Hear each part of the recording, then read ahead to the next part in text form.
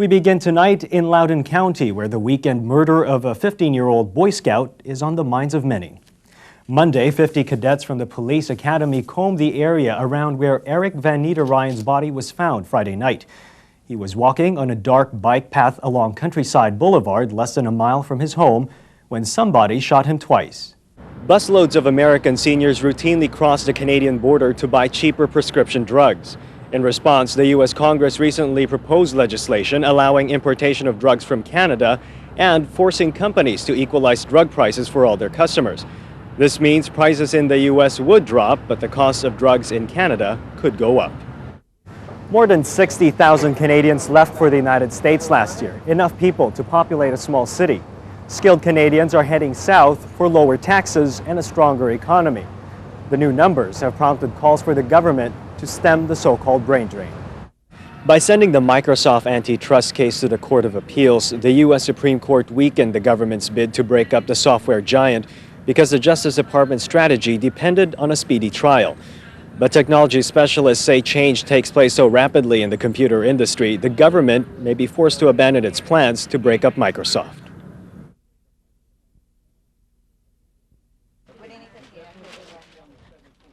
With only weeks to go before the U.S. presidential election, prescription drug coverage for seniors is one issue that has voters talking. Texas Governor George W. Bush proposes increasing the role of the private healthcare sector to cover prescription drug costs, while Vice President Al Gore plans to expand Medicare to handle those expenses. Public policy analyst Jack Strayer questions Gore's approach. Gore's plan definitely is one size fits all. The same benefit is going to be available to Bill Gates, and it's going to be available to the people who clean Bill Gates' swimming pool.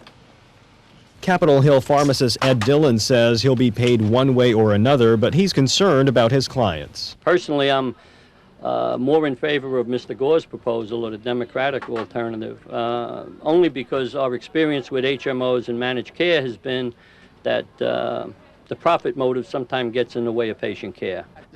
And what about the people who are affected? My mother was paying $60 for 4 tablets. That's too much. And I do think that right now there needs to be some sort of emergency thing done for people who are struggling to pay for very costly prescriptions. I think we need cheaper prescription drugs, better support program of some kind, and I don't really see that being addressed head-on by anybody. Although prescription drugs for seniors may not be on the top of the list in this campaign, this issue will have an impact on everyone. And whether Bush or Gore is elected, the U.S. Congress will have the final word. This is Timothy Go on Capitol Hill.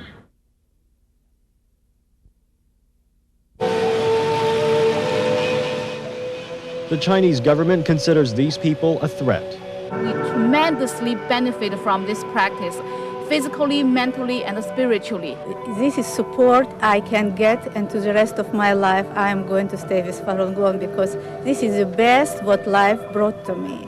They give people a kind of appearance that they are peaceful, but they exercise what we call a mind control. Today in Washington, a group of Falun Gong demonstrators practice meditation. Founded just 9 years ago, the movement has already grown to more than 1 million. It has given me the things that I was looking for in life, a means to raise my spiritual level, my physical level, and my health levels. A little more than a year ago, with rising concerns from both religious and political factions, Falun Gong was banned by the Chinese government. Since then, practitioners report there has been imprisonment, torture, even death. 2 arms crossed behind my back, handcuff me like this forcefully, and handcuff me like that for a half hour. Also, every 5 minutes, I was electrically shocked. Concerned about oppression of their followers in China, Falun Gong leaders try to rally international support. So many people are practicing that. Government feel threatened by the popularity of the practice, but it is good for the people and good for the country.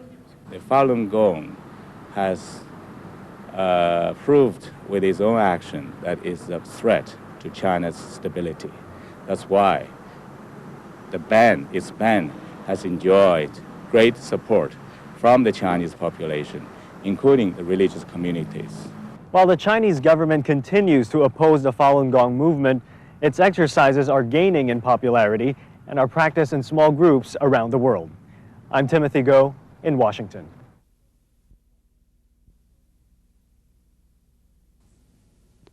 Good evening, I'm Timothy Go. Thanks for joining us on the Late Night Report. Coming up, the shooting death of a Loudoun County teenager has residents concerned about safety in their neighborhood. Safety issues on a local highway. Investigators say Firestone tires are to blame for this bad accident in Prince George's County.